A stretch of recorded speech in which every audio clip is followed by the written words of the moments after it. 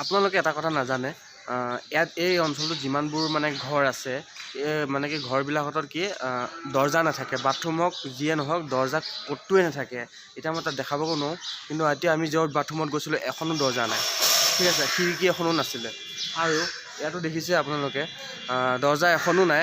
আৰু লগতে মানে কি এই খনি যিজন আছিলে মেইন মানুহজন, সেইজন থকাৰ কাৰণে মানে কি কোনো চুৰ কৰিব নোৱাৰে, সেইকাৰণে দৰ্জা নাই।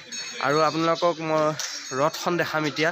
খনি যিখন ৰথ আছিলে সেইখন ৰথ দেখাবলৈ গৈ আছোঁ, ব'লক। पैसा आने के बाद दे दो, टोकरी वापस लेके आ जाओ। মন্দিৰত অলপ পূজা দিমগৈ, এনেকৈ লৈ লৈছে। এইটো 100 টকা লৈছে, ত' তাৰ পৰা কিনি আনিছোঁ দোকানত বেচিব, মানে কি বেচে এনেকৈ। ত' এতিয়া আমি এখন শৰাই বুলিয়ে ক'ব পাৰি আৰু।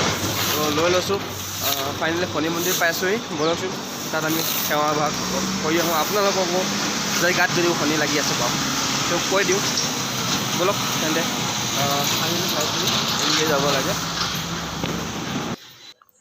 ভিতৰলৈ আহি গম পালোঁ যে ইয়াত আমি যেনেকৈ মানে কি আমি অসমত যেনেকৈ পূজা কৰোঁ আমাৰ নিয়মত, তেনেকৈ ইয়াত পূজা কৰিবলৈ নিদিয়ে। ইয়াত তেল মানে কি দিবৰ কাৰণে তেল আনো বা ধূপ চুপ যিখিনি আনো, ইয়াত মানে কি তেনেকৈ আগবঢ়াই দিব লাগে, ইয়াত তেনেকৈ ঢালি দিব লাগে তেলখিনি। আৰু আপোনাৰ মালা আৰু বা নাৰিকল এই যিবোৰ বস্তু আনিছোঁ সেইবোৰ বস্তু কি কৰিব লাগে, আপোনালোকৰ যিটো মেইন মূৰ্তি আছে তাত গৈ পেলাই এনেধৰণে আনি পেলাই আপোনালোকে এইখিনি যিখিনি জেগা দেখিছে ইয়াত তলতে আছে, তাত থৈ দিব লাগে আৰু সেৱা কৰিব লাগে। তাৰপিছতে আকৌ আপোনাৰ এইপিনে মেইন হেৰিটো আছে, মানে কি মেইন মূৰ্তিটো আছে। আমি ওপৰলৈ উঠি আহিছোঁ।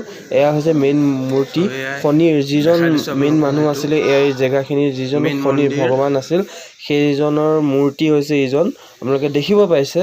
আৰু ইয়াত আপোনাৰ সাই বাবাৰ মূৰ্তিও আছে, লগতে আপোনাৰ গণেশ মন্দিৰো আছে, গণেশ মূৰ্তি আছে। আৰু এয়া দেখিব পাইছে এইটো পাথৰ, শনি কিবা হেৰি নেকি নাজানো। আৰু দেখিছে আপোনালোকে কিমান ডাঙৰ মালা পিন্ধাইছে, আৰু গোটেই মন্দিৰটো মালাৰে আৱৰি ৰখাইছে, মানে কি মালাৰে সজাই কৰি থৈছে। ভিডিঅ'টো শেষলৈকে চাই থাকক, ইয়াৰ বিষয়ে গোটেইখিনি ষ্টৰি মই কৈ আছোঁ। আৰু মই মানে কি এইটো দান পাত্ৰ দেখিছে আপোনালোকে, দান পাত্ৰটো বাপৰে ইমান ডাঙৰ এটা দান পাত্ৰ। মই মানে কি ইয়াত দিলোঁ 10 টকা এটা পেলাই থৈ আহিছোঁ, ভিতৰত সোমোৱাই দিলোঁ ভগৱানৰ নামত, তেওঁৰ নামত। আৰু মই তললৈ আহিলোঁ।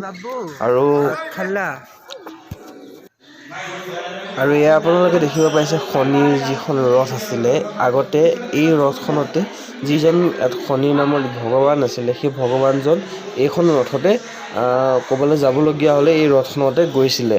আৰু এইটো নতুনকৈ বনাই আছে হ'বলা, কিবা মন্দিৰে হ'ব, দেখিব পাইছে। কিন্তু আপোনালোকে ইয়াত যিমানবোৰ এইটো অঞ্চলত যিমান মানুহৰ ঘৰ আছে, ইয়াত কিন্তু এখনো দৰ্জা নাই। কাৰণটো হৈছে, দৰ্জা নাথাকাৰ কাৰণটো হৈছে, আপোনালোকক মই দেখাম ৰ'ব। ইয়াত বাথৰুম হওক য'তে নহওক ক'তো দৰ্জা নাথাকে। এই হোৱা একদম পূৰা ফটো।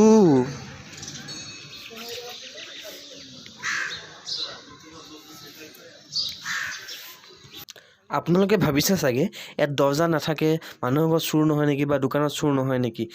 শুনক কথাটো কৈছোঁ, ইয়াত মানুহে যদি কোনোবা চুৰ কৰিব আহে, সেই যিজন মানুহে চুৰ কৰে ন, সেইজনৰ বমি হয় বা কিবা বেমাৰ হয়, সেই মানুহজন এই পৃথিৱীৰ পৰা গুচি যাবলগীয়া হয়। কাৰণ ইয়াত সেই শনিৰ ভগৱানজনৰ কৃপা আছে।